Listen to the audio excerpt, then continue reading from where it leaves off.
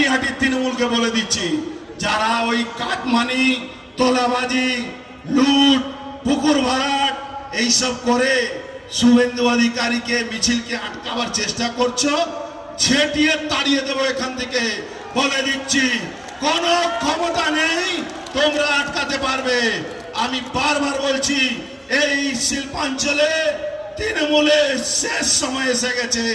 এই শিল্পাঞ্চলে এই চোর নান্টু হোক বা যারা লাশ পুড়াবার জন্য যাকে চেয়ারম্যান করা হয়েছিল, আমাদের অভয়া দিদিকে, আমাদের অভয়া বোনকে, সবাইকে সামনে রেখে শপথ খাচ্ছি।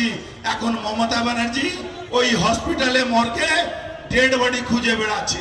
যার 3টে আঙুল নেই সে নাকি সুসাইড নোট লিখছে।